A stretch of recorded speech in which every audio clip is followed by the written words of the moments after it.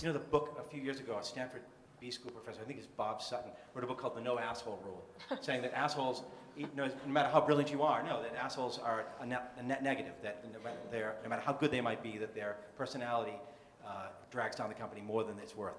And are we seeing some sort of realization that is this a larger issue at companies, that collaboration is now something they're suddenly becoming aware of? Or? Now, as these companies, Microsoft and Apple, are building these integrated systems, and the services all become part of the experience, and you have this network of products that yield some benefit on your behalf, fiefdoms don't work as well as maybe they once did. If Sinofsky, who everyone outside the company is saying could be the CEO of Microsoft, if he's saying, oh, I don't want that job, what does that say about Microsoft? I mean, shouldn't there be ambitious executives at the company who want to run it, who have an idea? There are. I just think he's a quirky fella. You know what I mean? Like, he goes home and makes robots. How will Marissa Mayer do? And a year from now, what will we be saying about Yahoo? Do you have a sense of that? You know, I think what's interesting about her regime is so far, she's not responsible for what's happened before, first of all. And but she certainly has a kind of, it's almost like a magical unicorn kind of quality. Like, no matter what she says, it's fantastic. Like, she just declared mobile when they have almost no mobile business to speak of, and it's embarrassing what they've done in it.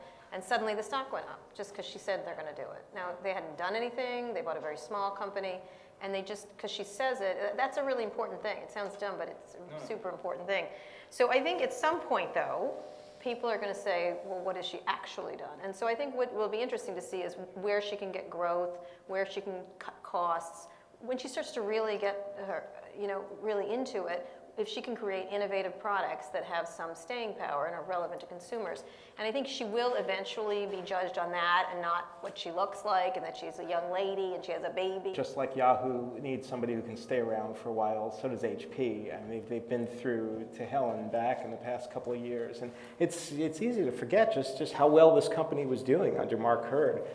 So people chafed under his management style maybe, but he got the job done, he delivered the numbers, and he executed. And it's been a bit of a mess since for the past 2 years.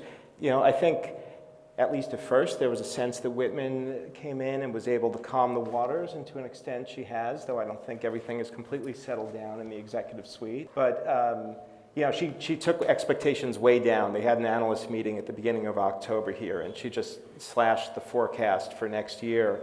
Some people think she could have taken it a bit further, but she basically reset expectations. It's a multi-year process. What they really need is some products that people actually want to buy. Maybe not even on the consumer side. They need some enterprise products that actually can do well. Meg Whitman is saying, give me time, but her balance sheet is saying, you don't have time. You need to turn this around faster. The cash is okay. The problem is she can't do any M&A for a while.